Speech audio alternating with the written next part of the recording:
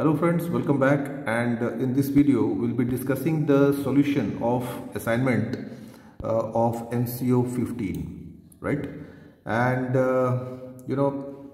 just now, in the previous month, we have concluded with the TE examination June 2023, and most of you have been preparing yourself for the December TE examination. Okay, to continue to help in your preparation, I am back again with the assignment solutions first.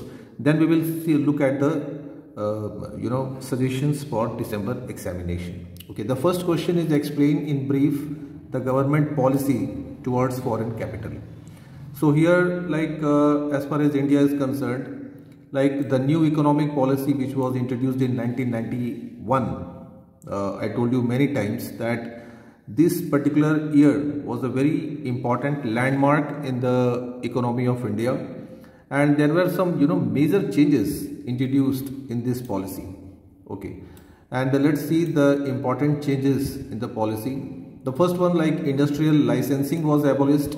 You can highlight, you can expand this answer.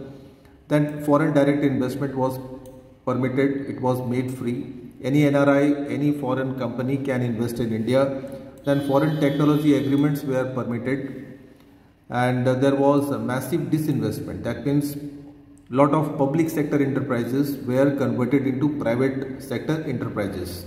There was devaluation of rupee, and some more changes like general open licensing was made. Open general license was given to a lot of industries, and there were many such industries which were previously required license.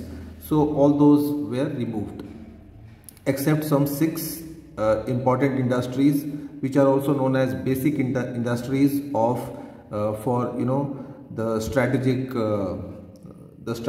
existence of India. Now this one, liberalization, globalization and privatization, these 3 important policies. So these were all introduced in this particular year in the economic policy. So like this you can expand your answer, and there were a lot of steps taken for the development of SSI, small scale industries. Banking sectors were removed. That means private banks were allowed to operate in India. Private insurance companies were also allowed. So like this you can expand your answer. Question number 1, part 2. Discuss the factors influencing the growth of world trade. Now, very common question. In fact, you can write a lot about this in your own words too, right?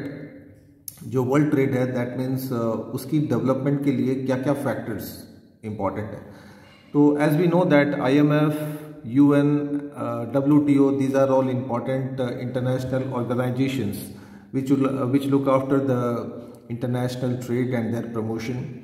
So these are the important factors which affect the development. Firstly, restrictions on imports. If a country put restrictions on imports, then the international trade may hamper. There are a lot of piracy. That means duplicate articles or goods are produced in lot of parts of in the world, like in case of China. And then there is the exchange rate. If country's exchange rate is more or less, so that will affect the international trade. And if there is a rising price level, that is called inflation, so that also affect the international trade. Then national income. If the country's national income is good, that means there is a they can use international standard of goods and services. Then lot of depends on the government policy. This one a very important factor. And there are a lot of government which provides subsidies to exporters. So that also plays an important role. Okay, let's move on to question number 2, part A. Now explain briefly the reforms undertaken by the government for the growth and development of textile and garment industries in India. As we know, in India, we export a lot of garments and textiles, cotton to various parts of the world, and various reforms have been introduced for the development of this. So let's see the important. You can first highlight like how this textile industry, what type of clothes or garments are produced in India and how they are exported, and then you can highlight the different strategies and reforms to promote this sector. Now the government provide a lot of infrastructure facilities for increasing the production. Then it also regulates the import and export of cotton and cotton yarns. Then a lot of state apparel parks are established in various parts of India where only garments and textiles are manufactured. Then we have more investments from government in these sectors. Then a lot of production centers are established to manufacture sewing machines which help in the development of the trade. Then a lot of designing studios are introduced where a lot of designing garments can be prepared and accordingly the production can take place. Then there are various institutes which are set up in various parts of India to provide training and skill development to workers. So like this you can write many points. You can all you can elaborate, you can expand these points. Okay, part 2, this is discuss the major challenges and opportunities of India's trade prospect with USA. We know that India and USA, they play a very important part as far as trade is concerned. There are a lot of things which are imported from USA, and there are even a lot of goods and services which are exported to USA. So both the countries play their part, but obviously like India imports more from USA than it exports. So there are some challenges, and the trade prospect is obviously there because India imports a lot of things from USA, and some issues and challenges which are encountered by these two countries. Basically all these non-tariff barriers and a lot of federal regulations are there. And as far as the US point is concerned, the basic problem that is happening with India's trade with USA is high tariff and non-tariff barriers.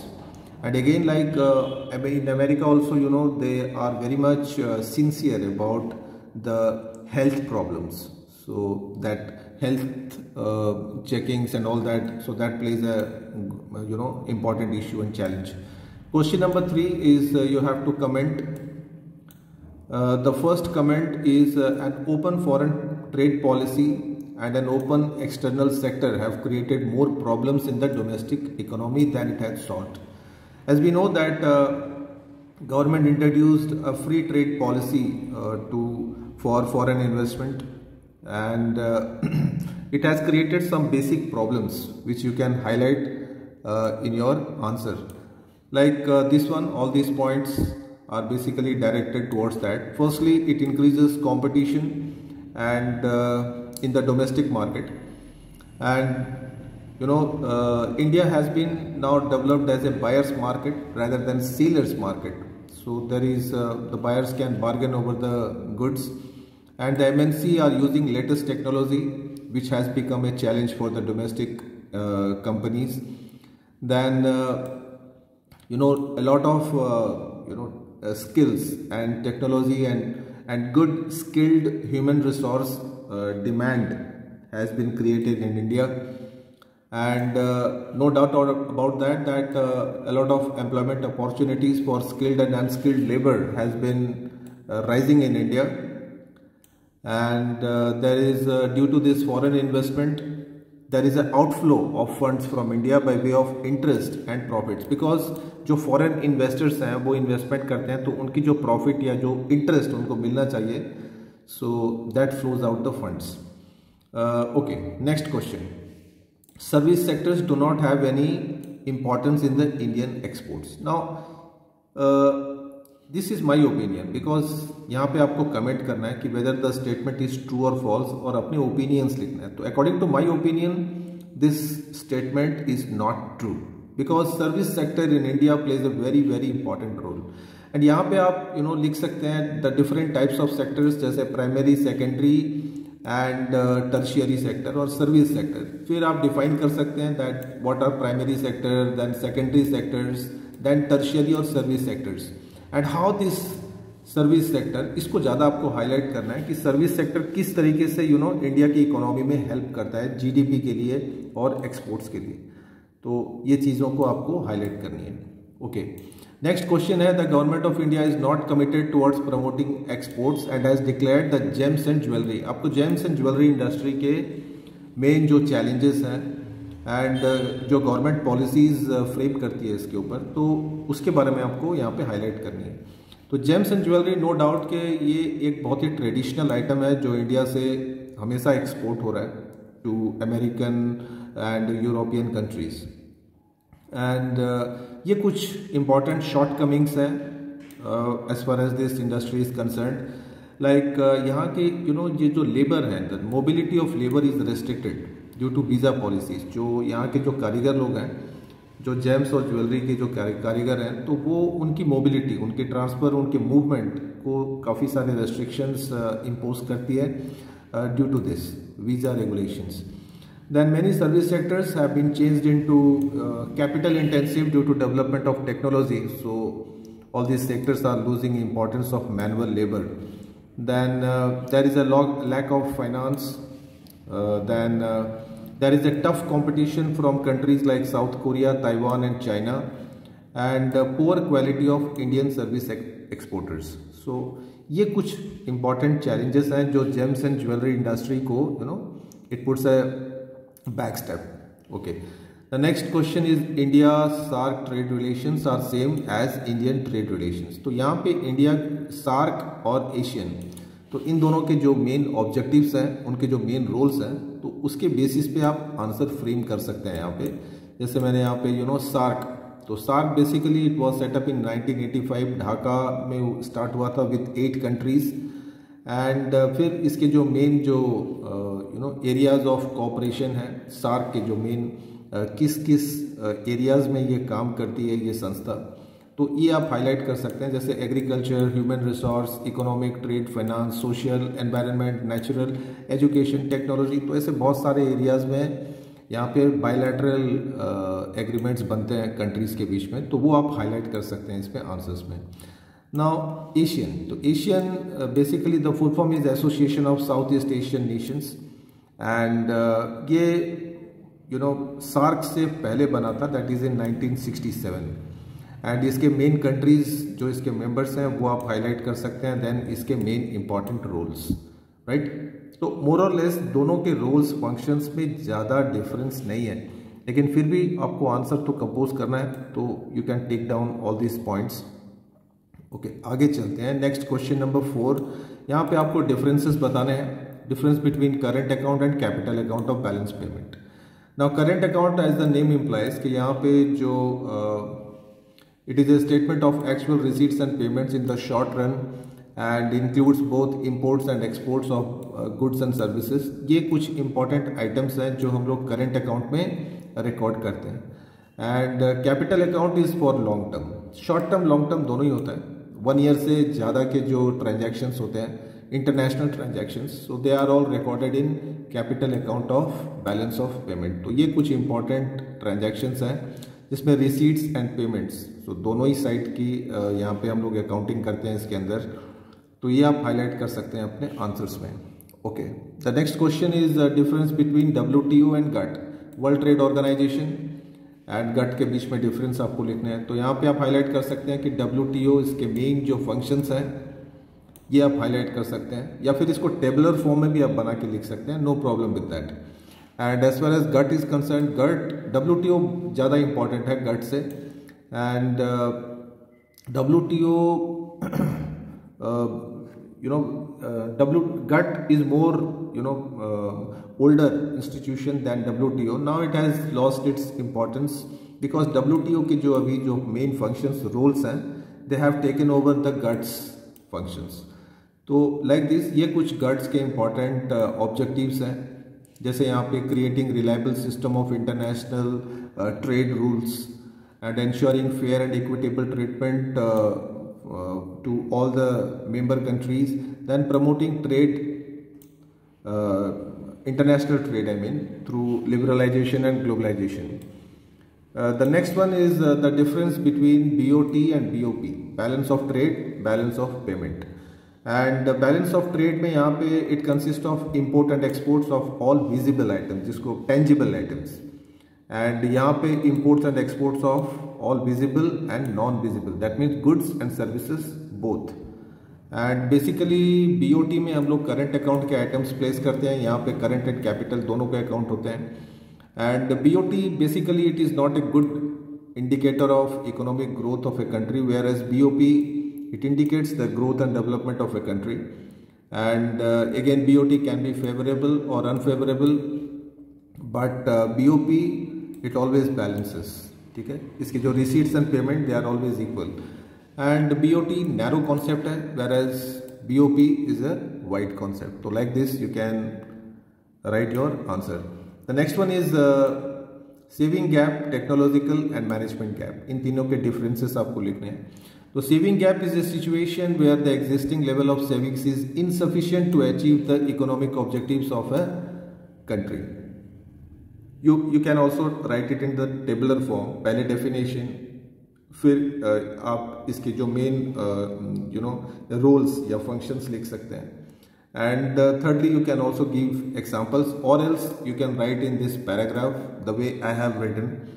And यहाँ पे ये savings gap हो गया. Like that technology gap can arise when there is an imbalance in the technical point of view. That is technology में अगर कुछ gaps हैं तो that creates technology gap. Like that management gap में आप लिख सकते हैं it refers to the managing of assets and liabilities to balance out any increase in the interest rates on the loans. And basically gap management ensures that income from investment makes up the gap that higher rate of interest has created. So like this you can write in the paragraphs even. Last question की तरफ चलते हैं, जहाँ पे आपको लिखने हैं short notes. And बहुत ही बढ़िया टॉपिक है startup India, which is becoming very popular in India nowadays. And इसके बारे में आप लोग बहुत कुछ जानते भी हैं. ठीक है, एंड स्टार्टअप इंडिया इज जैसे मैंने यहाँ पे एक शॉर्ट नोट लिखा है that it's a initiative of the government of India to build a strong ecosystem for nurturing innovation and startup of the country and to provide self employment to the people.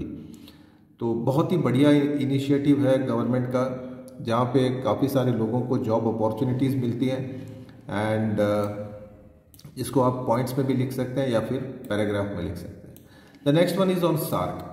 तो सार्क के बारे में just now we have discussed. इसके objectives, इसके main roles, इसके main functions, ये कब establishment हुआ था, इसके मेन मेंबर्स कौन कौन हैं. तो like that you can write its significance. So common topic है, काफ़ी कुछ इसके बारे में मैंने प्रीवियस वीडियोस में भी आपको बताए हैं. Okay, then we have SEZ, again a very common topic, special economic zones. And basically एक पर्टिकुलर इकोनॉमिक जोन्स एरिया है जहाँ पे जितनी भी प्रोडक्शन होती हैं, जितनी भी मैन्युफैक्चरिंग यूनिट्स हैं, they are all intended to do exports. तो बेसिकली ये जो एरियाज गवर्नमेंट ने सेटअप किए हैं, यहाँ पे बहुत सारी फैसिलिटीज़ प्रोवाइड करते हैं प्रोडक्शन यूनिट्स को, so that they can expand their production and increase the exports and earn foreign exchange for India. And ये इसके हैं कुछ main objects, right? Then इसके आप main features भी highlight कर सकते हैं आंसर में, because short note लिखना है, बहुत ज़्यादा लेंदी नहीं. Balanced should be there. Then you have national policy on electronics 2019 जो recently बनाई गई थी. तो इसके मेन जो पॉइंट्स हैं, जो मेन फीचर्स हैं, वो आप हाईलाइट कर सकते हैं कि इलेक्ट्रॉनिक्स को किस तरीके से इंडियन गवर्नमेंट बढ़ावा दे रही है, राइट? कैसे उसको इंक्रीज करना चाहती है. हाउ इलेक्ट्रॉनिक मार्केट, क्योंकि इन रिसेंट ईयर्स काफ़ी अच्छा डेवलपमेंट हुआ है इलेक्ट्रॉनिक मार्केट में. तो इसके ऊपर you can write the answer. So friends, ये थे असाइनमेंट सॉल्यूशन. बहुत ज़्यादा टफ क्वेश्चंस नहीं है, इजी क्वेश्चंस हैं जिनको आप बहुत अच्छे से सुंदर से आपका प्रेजेंटेशन अच्छा होना चाहिए, रीराइटिंग्स नहीं होनी चाहिए. एंड जहाँ पे बोल्ड लेटर्स लिखते हैं, स्मॉल लेटर्स लिखते हैं, The main purpose is to make your presentation attractive without spelling errors and rewritings. So इन चीज़ों का ध्यान रखें while making the assignments. So thank you very much for watching this video.